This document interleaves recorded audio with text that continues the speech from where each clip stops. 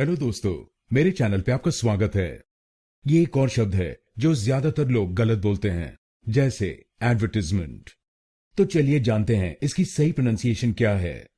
इस शब्द को दो तरह से बोल सकते हैं। पहला है ब्रिटिश प्रोनाउंसिएशन और दूसरा है अमेरिकन प्रोनाउंसिएशन।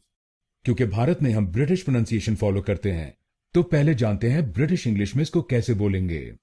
ब्रिटिश इंग्लिश में इसको बोलेंगे एडवर्टीजमेंट। एडवर्टीजमेंट। इस शब्द में चार शब्दांश हैं।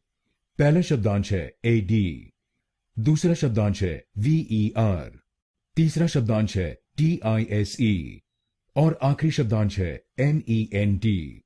पहले शब्दांश को यानी एडी हम बोलेंगे अड, अड।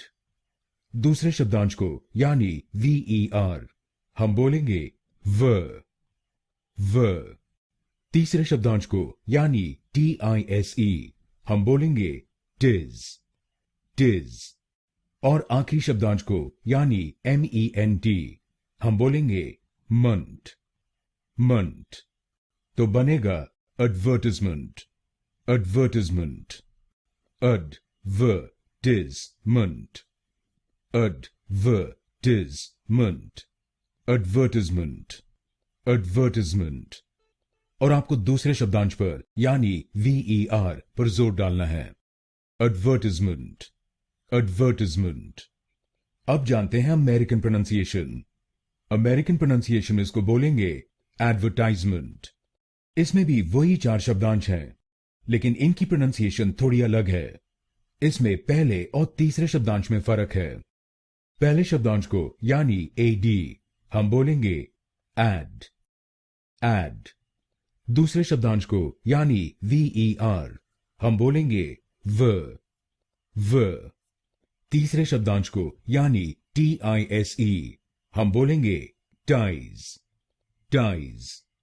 और आखिरी शब्दांश को यानी एमईएनटी हम बोलेंगे मंथ, मंथ। तो बनेगा एडवर्टाइजमेंट, एडवर्टाइजमेंट। एड व ties month, advertisement, advertisement, advertisement. और अमेरिकन प्रोनाउंसिएशन में हम तीसरे शब्दांश पर यानी टीआईएसई पर जोर डालेंगे।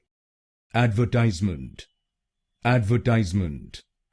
तो अब से इसको बोलिएगा ब्रिटिश इंग्लिश में एडवर्टीजमेंट या अमेरिकन इंग्लिश में एडवर्टाइजमेंट। अब आप जान गए इस शब्द की सही प्रोनाउंसिएशन।